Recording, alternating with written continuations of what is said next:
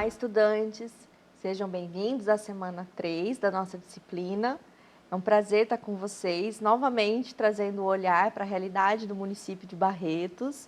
E hoje com duas professoras também bem queridas da nossa pesquisa, do nosso contexto de atuação.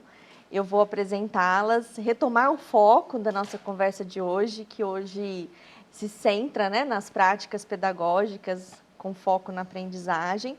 Eu vou apresentar cada uma de vocês, depois a gente começa o nosso bate-papo. Então, aqui do meu ladinho, professora Débora Schneck, graduada em Pedagogia pelo Centro Universitário FAFIB, especialização em Educação Infantil e Gestão Educacional, mestra em Educação Profissional e Tecnológica pelo Instituto Federal do Triângulo Mineiro, atua, né, há mais de 20 anos aí como docente, coordenadora pedagógica, um vasto currículo, e hoje é supervisora geral da educação infantil do município, e há 9 anos trabalha como professora em cursos preparatórios aí para concursos, processos seletivos ligados à educação. Muito obrigada por ter aceito o nosso convite de estar aqui com a gente. Vou apresentar a Fabi, minha xará, professora Fabiana Vigo, possui doutorado e mestrado em Educação pela Universidade Federal de São Carlos, a UFSCar, na linha de pesquisa Formação de Professores, é graduada em Pedagogia também pela UFSCar e Artes Visuais pela Universidade de Brasília. Especialista em Planejamento, Gestão e Implementação da Educação à Distância pela Universidade Federal Fluminense e especialista em Coordenação Pedagógica pela UFSCar. Também é funcionária pública há mais de 20 anos, atuou como docente por 10, coordenadora pedagógica por 7, diretora de escola, uma vasta experiência e hoje atua aí como coordenadora pedagógica no ensino fundamental, desculpa. Também é professora de curso superior, né, atua na pedagogia da Unifafib, também formadora de professores, atua em cursos preparatórios, também com esse foco aí na educação há muito tempo. Então, prazer estar com vocês, novamente agradecer. E eu queria que a gente pudesse hoje, né, pensar um pouquinho a partir de uma grande questão. Trazer um olhar, né, sobre o que significa, né, desenvolver práticas pedagógicas com foco na aprendizagem. E aí eu gostaria, né, de aproveitar a experiência de vocês duas e trazer esses dois olhares, né? Um olhar para a educação infantil e um olhar para o ensino fundamental.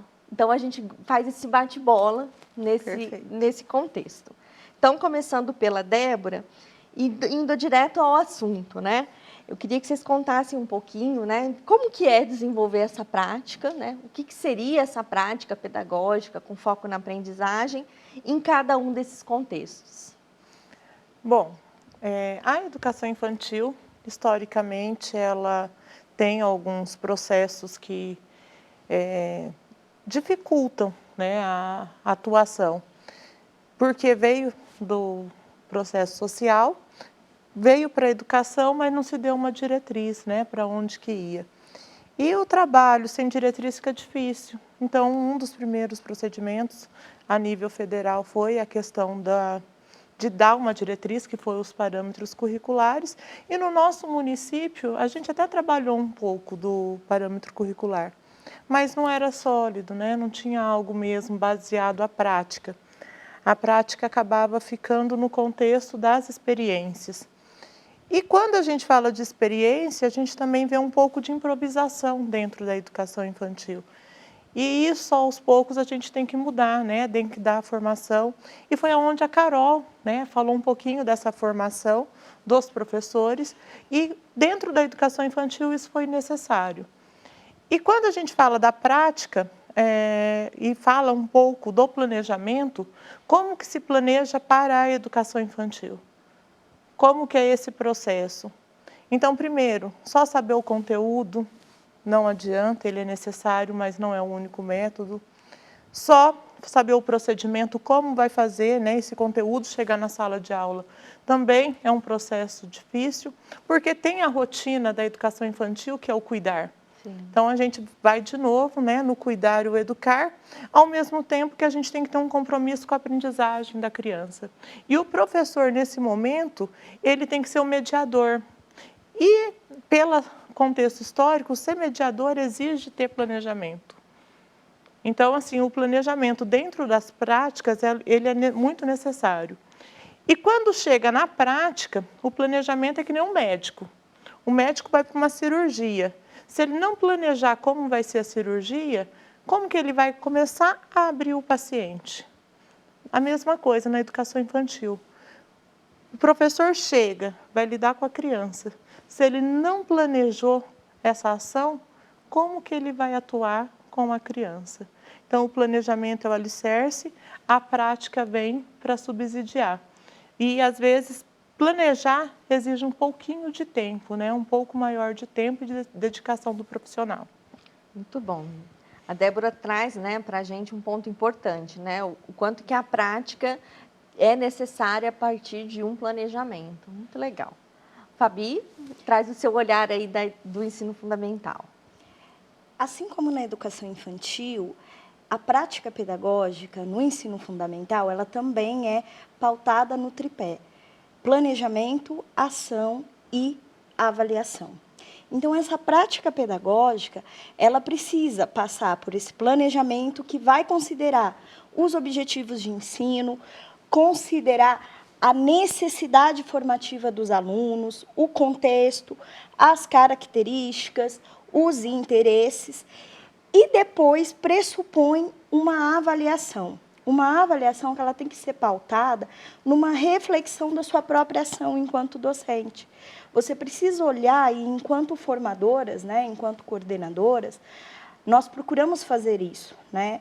Levar o professor a olhar a sua ação e compreender como que ocorre esse processo de aprendizagem.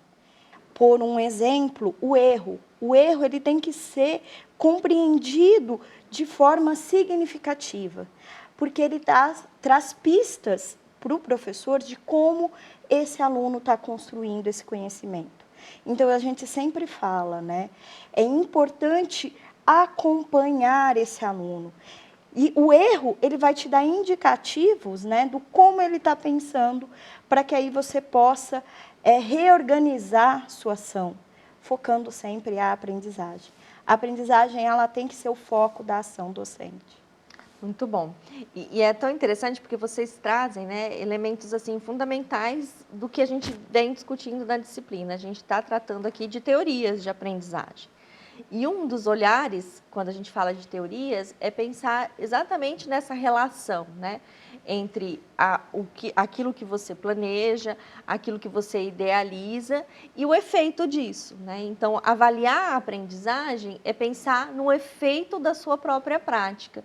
E muitas vezes o professor ele fica insensível, né, a esse efeito. Exatamente. E aí, quando você traz a perspectiva do erro, Fabi, é muito interessante porque algumas abordagens vão até trazer essa questão de não estigmatizar o erro. Uhum. Porque nós temos um movimento na educação muito ruim, né, de rotular o erro como negativo. Como negativo. E tanto na educação infantil quanto no ensino fundamental, o erro é parte do processo. Exatamente. Fabi, nesse sentido, eu concordo com Paulo Freire quando ele fala que a gente precisa ter uma postura de questionar as nossas certezas, né? Porque cada aluno é único e a gente precisa, num contexto coletivo, entender essa individualidade, entender a diversidade. E isso só acontece quando a gente acompanha, né, esse aluno. Então, uma prática pedagógica realmente contextualizada. Perfeito. E marcar isso, né? Eu acho que essa semana é uma semana em que a gente marca, né, o quanto a prática pedagógica, para ter um foco na aprendizagem, ela precisa ter esse olhar, né, esse direcionamento. E aí, nesse sentido, meninas, eu queria que vocês explorassem um pouco quais são as condições essenciais para se pensar exatamente isso, o planejamento que dê conta, né, de práticas pedagógicas com foco na aprendizagem. Nos dois contextos, assim, se vocês pudessem explorar um pouco isso. Eu trouxe até uma imagem, né, desse bebezinho que aparece para vocês e ele com a mãozinha assim, num cartaz. E quando a gente vê um neném, né, normalmente a atividade de mãozinha é muito vista na educação infantil, mas a gente questiona essa prática. Se quando essa mãozinha tem essa impressão, se essa mãozinha a forma como ela foi impressa. Primeiro, a seleção da cor. O bebê sabe quais são as cores. Então, será que dentro de um contexto, qual é a cor azul? O bebê ou as crianças pequenas conseguem identificar? Então, já é uma atividade que exige o planejamento. A forma como que ele vai imprimir. O professor normalmente quer apoiar a mãozinha para sair a impressão dos dedinhos certinho. Sendo que quem tem que fazer o movimento é a criança, né? O movimento de preensão é da criança. É a criança que tem que sentir. E até a maneira como ele vai pôr no cartaz que aquela mãozinha escorrega é um planejamento da ação do prensar. E isso exige um planejamento. Então, quando a gente faz o planejamento da educação infantil, primeiro, qual é a idade que eu estou atendendo da educação infantil? Para quem é a minha aula? O que essa criança precisa aprender? Hoje nós temos um documento referencial que é a BNCC que traz muitos dos objetivos de aprendizagem que nós podemos adquirir com essas crianças. Mas como fazer isso? Se eu tiver uma concepção mecânica, eu vou lá, eu imprimo a mão da criança. Mas se eu tiver uma concepção de ensino, que a criança é protagonista, a criança vai fazer exatamente como essa imagem. Ela vai colocar a sua mãozinha e ela vai fazer de uma forma muito prazerosa. E assim como crianças que têm 4 e 5 anos, que já começam a contagem. Eu posso entregar uma folha para ela, que vai ter números de 1 a 5, como essa imagem também que eu estou mostrando. Essa imagem que está aí retrata muita criança. De 1 a 5 eu vou lá e conto na folha. Ou eu posso colocar essa outra imagem agora que vocês vão estar vendo, que essas crianças estão o quê? Na contagem de palitos, manipulando, olhando, observando, porque o conceito de número e numeral é um conceito totalmente abstrato e que exige planejamento na educação infantil. A intencionalidade pedagógica, então, seria o planejamento para quem, quando, como, qual a minha intencionalidade e qual é a minha avaliação sobre isso. A atividade mecânica de contar a folhinha, quanto a de contar material concreto, chega no mesmo objetivo. Mas qual que é a minha inspiração na hora de chegar na atividade com a criança? Qual que exige mais pensamento e reflexão da criança? E traz a nossa concepção também de bagagem do que é a educação infantil e do planejamento de aula. Como que isso se dá nas práticas pedagógicas dentro da própria postura do professor. Perfeito. Excelente exemplo, assim, ilustra muito bem até algo que a gente discutiu mesmo, né? Qual é a concepção de aprendizagem, de criança, de professor, de lidar com esse conteúdo. Muito bom mesmo. Obrigada. Fabi? O ensino fundamental também, essa intencionalidade da ação é essencial. E como a Débora já destacou a questão da intencionalidade, eu acho que eu gostaria de complementar destacando a importância de uma compreensão pedagógica do conteúdo. Excelente. Entendendo as características daquele conteúdo e a melhor forma de abordá-lo. Então, enquanto docente, a gente precisa entender que os conteúdos, eles possuem características diferentes. Há conteúdos conceituais, os atitudinais, né, os procedimentais. E qual a melhor forma, né, de ensinar, de trabalhar? Então, o professor ele precisa do domínio do conteúdo, né, do domínio do objetivo. A Débora citou a BNCC perfeitamente. Do domínio do conteúdo e do domínio do conhecimento pedagógico daquele conteúdo. Né? Há conteúdos que a gente precisa trabalhar com materiais concretos, para que esse aluno entenda, consiga estabelecer relações. É essencial que o professor entenda que a intervenção dele vai fazer a diferença, vai levar à aprendizagem.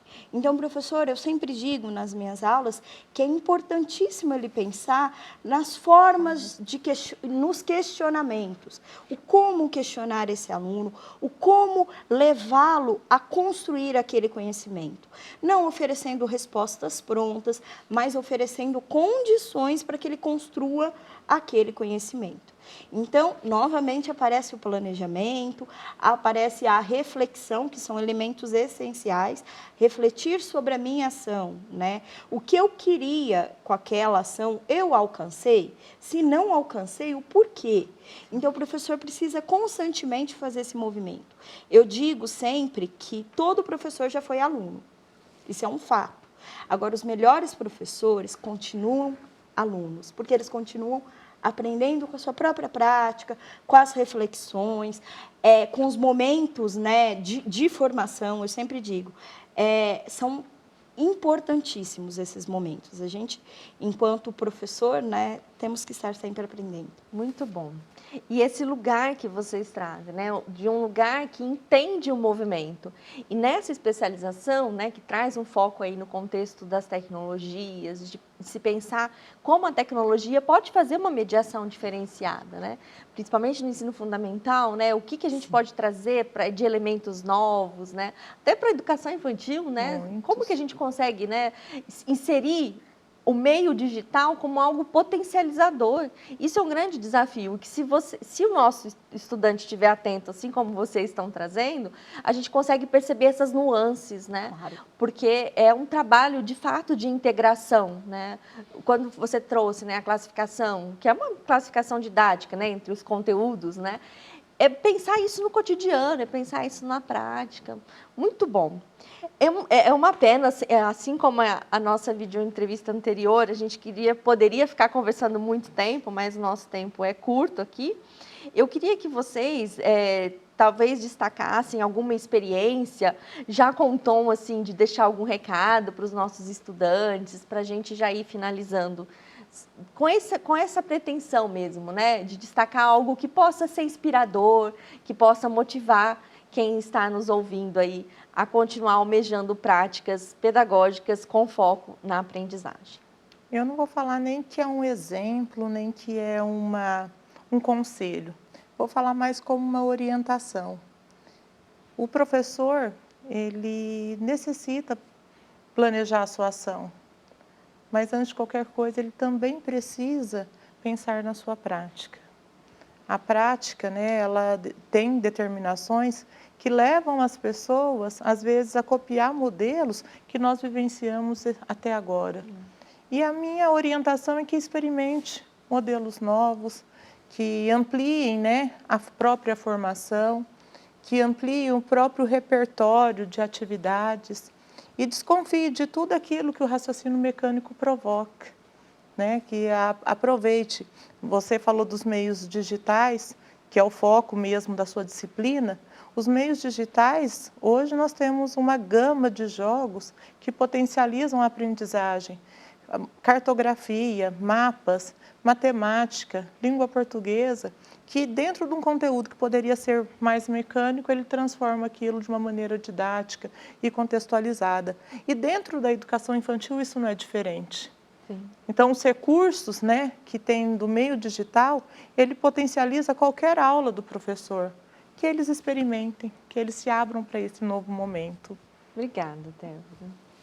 Eu vou pelo mesmo caminho da Débora, eu quero destacar as contribuições das tecnologias, né, ao ensino fundamental.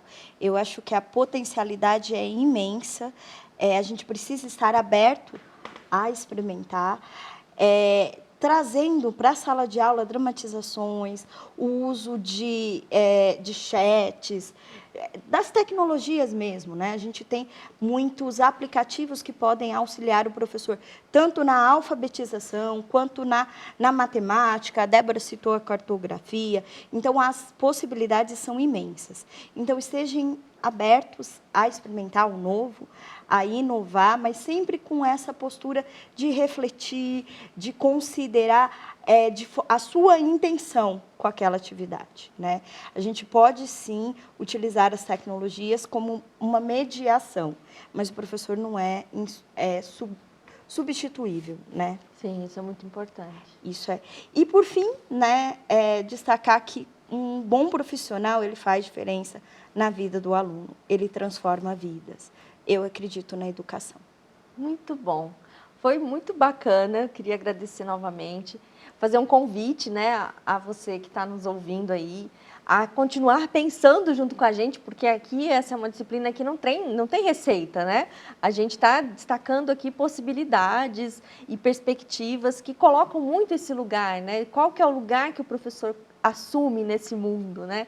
Como que a gente viabiliza a transformação, como que a educação de fato pode mudar uma realidade. Então, Foi um prazer estar com vocês. Nós Espero que agradecemos. você que esteja aí nos ouvindo se sinta motivado a continuar essa jornada com a gente. Semana que vem a gente vai tratar de aprendizagem colaborativa. Vamos aí trazer uma convidada lá de Sobral para conversar com vocês. Então, espero que vocês estejam tão animados, assim como eu estou com essa disciplina. Um abraço e até breve.